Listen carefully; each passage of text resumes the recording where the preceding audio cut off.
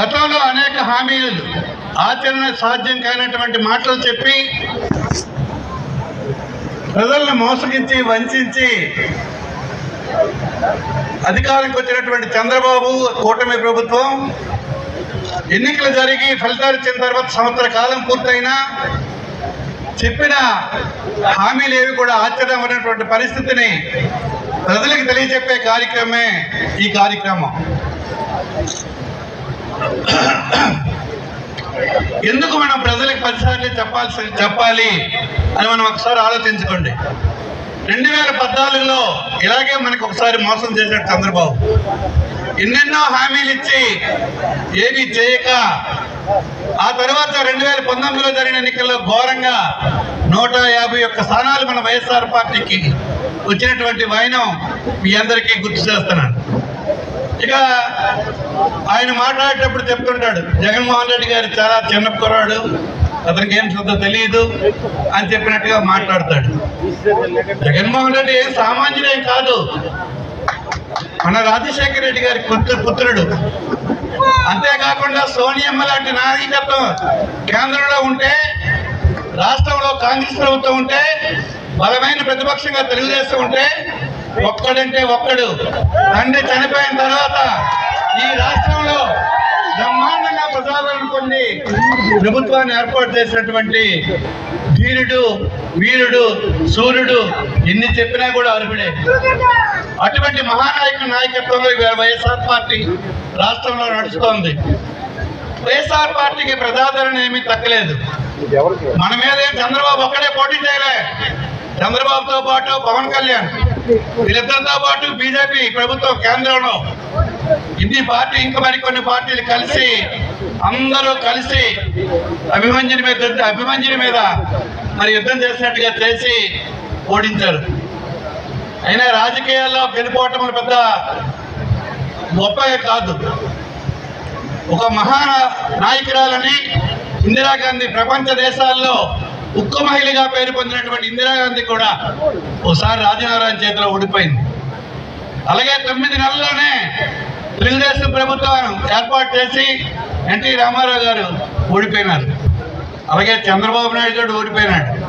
Congress party నుంచి తెలుగుదేశంకి వచ్చిన నాయకుడు చంద్రబాబు. ఇంకా చెప్పాలంటే మన నాయకుడే ఓటమి ఎరిగిన ధీరుడు. ఎమ్మెల్యేగా పెద్ద మెజార్టీతో మళ్ళీ గెలిచాడు. ఒకరోజు 14లో 19 ఎన్నికల్లో మరి ఈ రాష్ట్రంలో పెద్ద మెజార్టీతో ఒక శాసనసభ్యుడు గెలిచారు.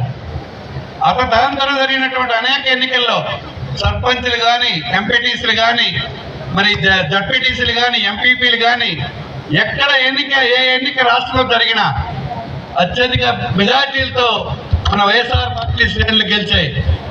మరి ఈవేళ వరకు వాళ్ళే పదవుల్లో ఉన్నారు. ఒక్క చంద్రబాబు నాయుడే ప్రభుత్వం ఏర్పాటు చేశాడు.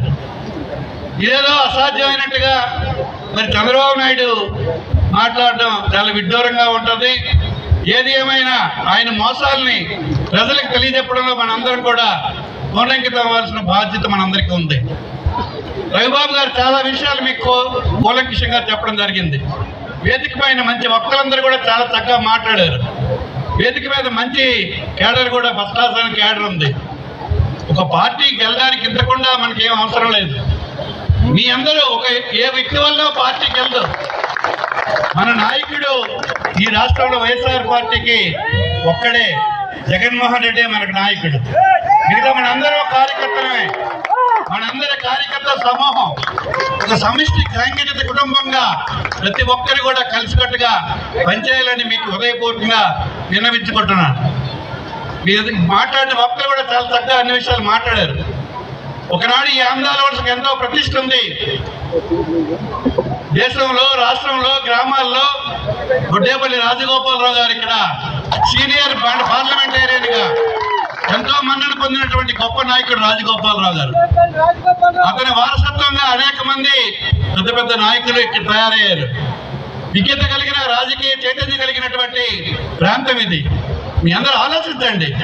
ఒక సరైన వ్యక్తి రాజకీయాలకు వచ్చినప్పుడు వారికి ప్రేమపూర్వకంగా ఆదరించవలసిన అవసరం ఉంది. జగన్మోహన్ రెడ్డి గారు ఆశీస్సులు అందించిన తర్వాత మనందరి బాధ్యత ఏంటి? జగన్మోహన్ రెడ్డి ఎవరికి నియామకం చేస్తే వారికి మనందరూ కూడా ఏకోన్ముఖంగా సపోర్ట్ చేయాల్సిన అవసరం మనందరికీ ఉందని మీకు తెలిసింది కాదు. ఖచ్చితంగా ఇక్కడ మీ విజయం చూస్తే సంవత్సర కాలం నుంచి ఎన్నికల ఫలితాలు మరో రోజు నుంచి కూడా అనేక రకాలుగా ఇబ్బందులు పెడుతుంది కూటమి ప్రభుత్వం, చంద్రబాబు నాయుడు. ఎవరు వైఎస్ఆర్ పార్టీకి మరి లీడర్గా ఉంటే వాళ్ళకి అనేక రకాలుగా చిత్రహింసలు, కార్యకర్తలకు ఇబ్బందులు, చిరుద్యోగులకి తొలగించడం, ఇలా తీసుకుంటే గ్రామాల్లో ఉన్న రాష్ట్రం అంతా కూడా దుష్ట పరిపాలన సాగుతోంది. ఈవేళ మామిడి రైతులు ఎంతో కష్టపడి పంట పండించుకుని సంవత్సరానికి ఒకసారి పండే పంట చిత్తూరు ప్రాంతంలో వెళ్తున్నారు. అక్కడ పరిస్థితి ఇస్తే మామిడి కేజీ 2-3 రూపాయలు. రైతులు బోరును ఏడుస్తూ పంటంతా రోడ్ల మీద పారబోసినటువంటి వైనం.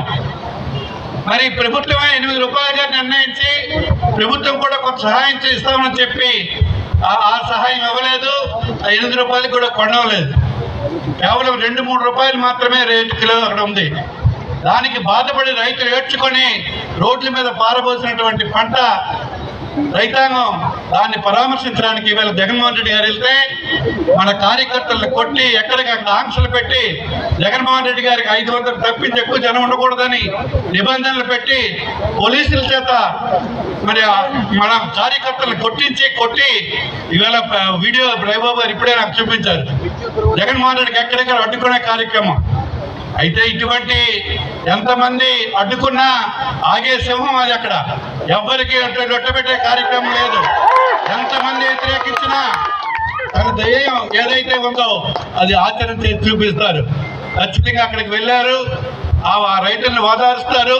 మనకు అవకాశం వచ్చినప్పుడు ఆ రైతులను ఆదుకుంటారని మీకు తెలియజేస్తున్నాను. ఇంతకుముందు కూడా అనేక సంఘటనలు జరిగాయి. అరటి పంటలు ఘోరాతి ఘోరంగా జగన్మోహన్ రెడ్డికి వెళ్ళాలంటే ఇక్కడ ఆమదాల వలసలో కూడా వైఎస్ఆర్ పార్టీకి వెళ్ళాలి.